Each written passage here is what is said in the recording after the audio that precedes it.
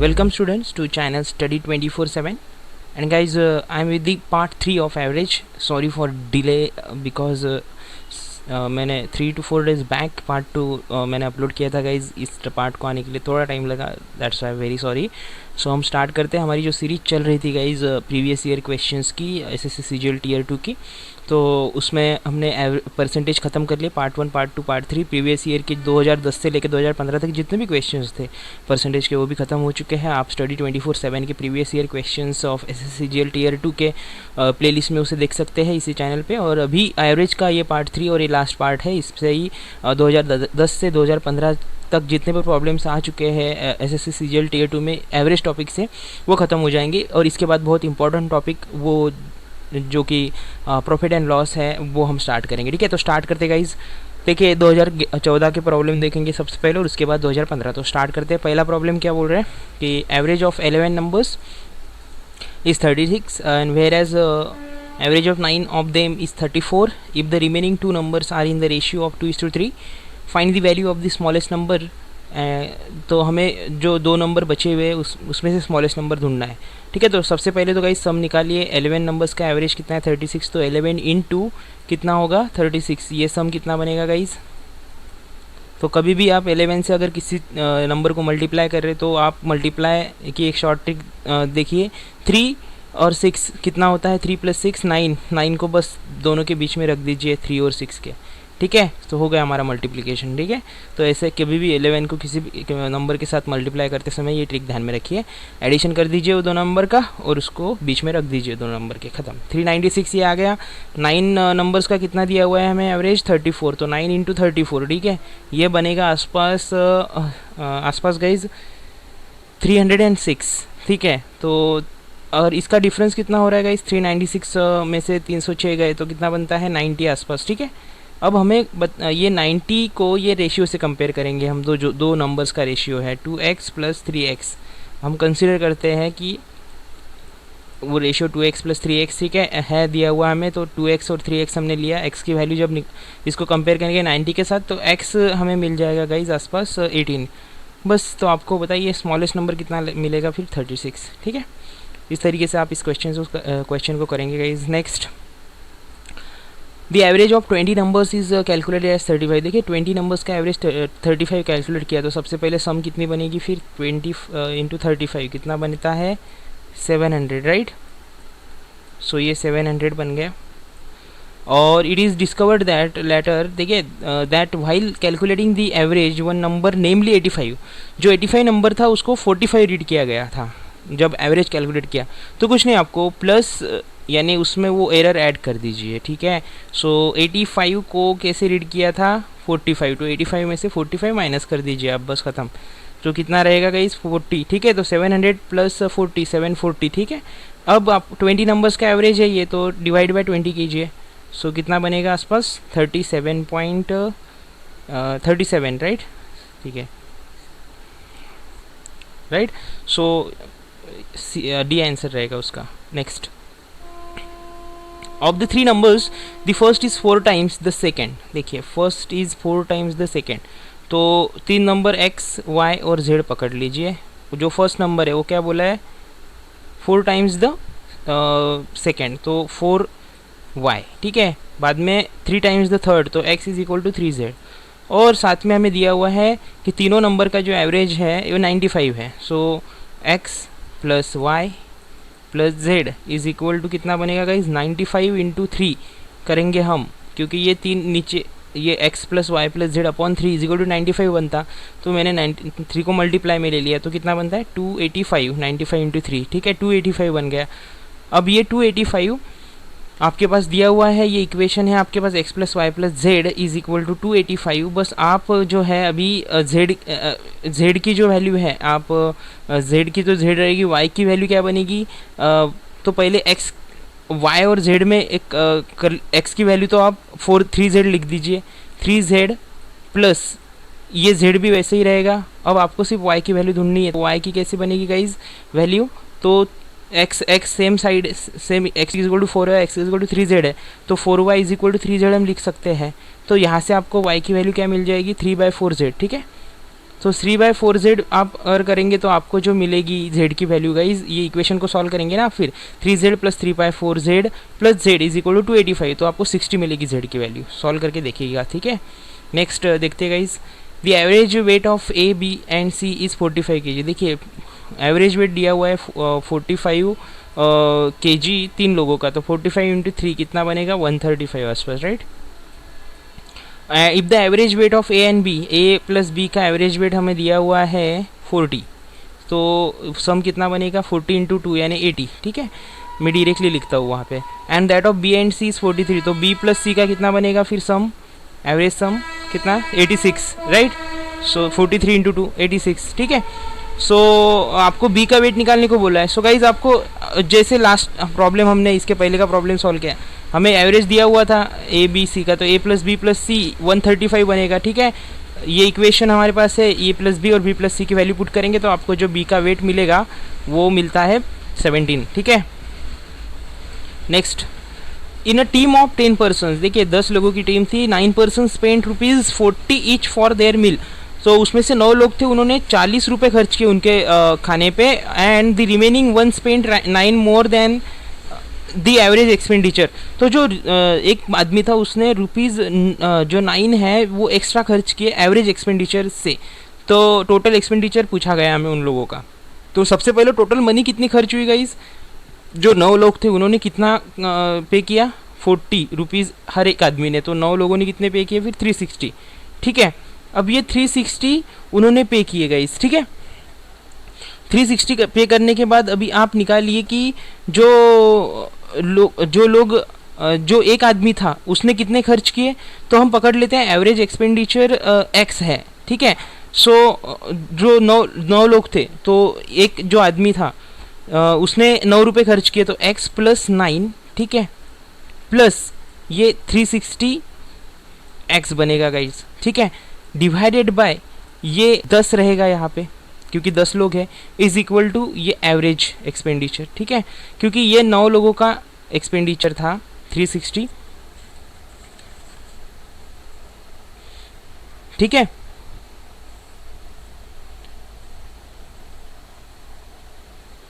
Okay guys, 360 plus x plus 9 ये equation बन गया upon 10 is equal to x, ये हमारा एवरेज है।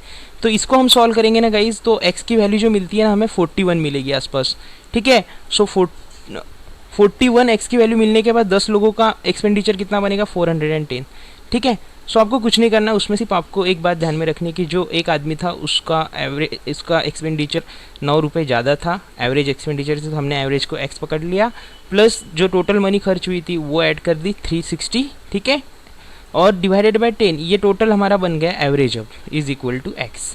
बस यहाँ से x की वैल्यू निकालेंगे तो टोटल एक्सपेंडिचर मिल जाएगा, ठीक है।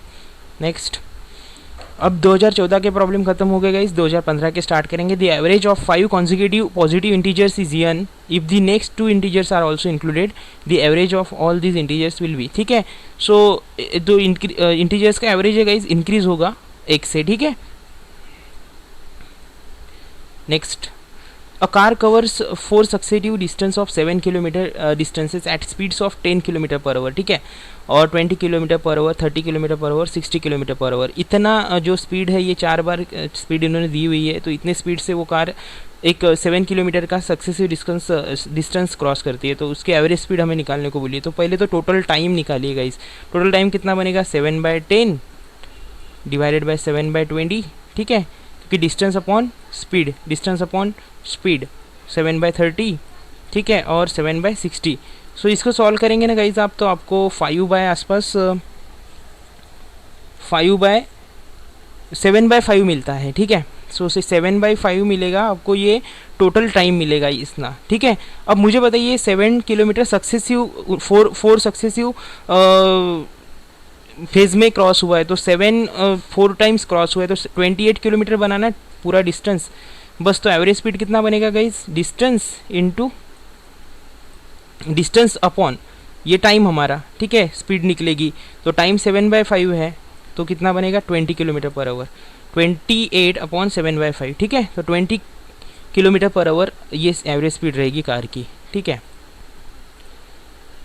नेक्स्ट प्रॉब्लम देखते हैं guys, in an examination average marks obtained by the girls of a class is 85। जो गर्ल्स ने ऑब्टेन किए मार्क्स वो 85 है, and the average marks obtain by the boys, जो बॉयज़ ने ऑब्टेन किए वो 87 है। If the girls and the boys are in the ratio of 4:5, अगर गर्ल्स और बॉयज़ 4:5 के रेशियो में है गाइज वहाँ पे, ठीक है। सो हमें पूछा है कि आप average marks of the class निकालिए अप्रॉक्सीमेटली, ठीक है। सो गाइज यहाँ पे आपको सिर्फ ये कंसिडर करना है, total number of students consider कीजिए, ठीक है। और एक्स और ये रेशियो आपके पास दिया हुआ है, रेशियो और एवरेज है बॉयज़ और स्टूडेंट्स का। मैं आंसर आपको बता देता हूँ, ये आप कैलकुलेट करके देखिएगा। 86.1 इसका आंसर रहेगा, ठीक है। Next, average of N number is A, the first number is increase by 2।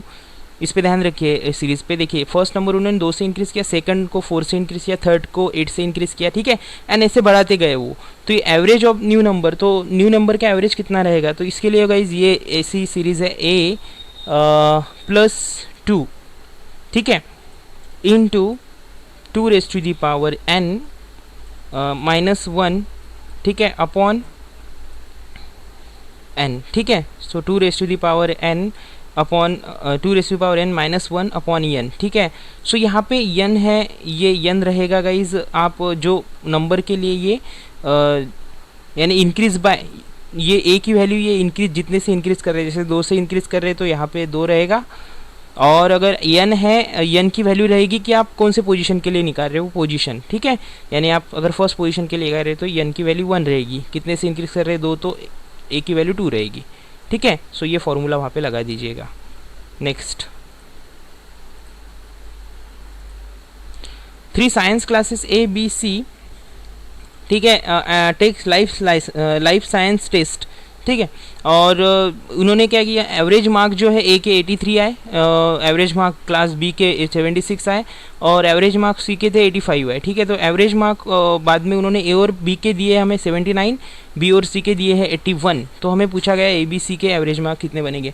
So guys ऐसे प्रॉब्लम में आप एलिगेशन का कंसेप्ट यूज़ कर सकते हैं। जैसे आपको पहले तो आप A B C समझो दिया हुआ है, तो A और B का निकालिए। तो A के पहले एवरेज मार्क कितने हैं 83, मेरे वर्डिंग पे ध्यान दीजिए, 83, ठीक है। B के कितने हैं 76, और टोटल A + B का एवरेज कितना है 79।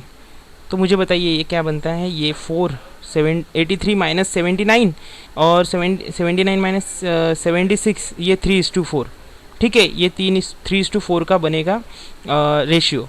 बाद में B/C का क्या बनेगा, ठीक है। सो B का क्या है एवरेज 76, ठीक है। C का एवरेज क्या है गाइज 81, एंड टोटल B और C का एवरेज क्या, नहीं C का एवरेज क्या है 85, सॉरी, C का एवरेज 85 और टोटल B और C का एवरेज दिया हुआ है 81, ठीक है। सो इसको सॉल्व करेंगे तो 5, 81 - 76 5, एंड 85 - 81 इज़ 4:5 का बनता है। तो टोटल कंबाइन करेंगे इस रेशियो को तो कितना बनेगा 3:4:5, बस। अब आपको कंबाइन रेशियो मिल गया 3:4:5, 4 कॉमन था, ठीक है।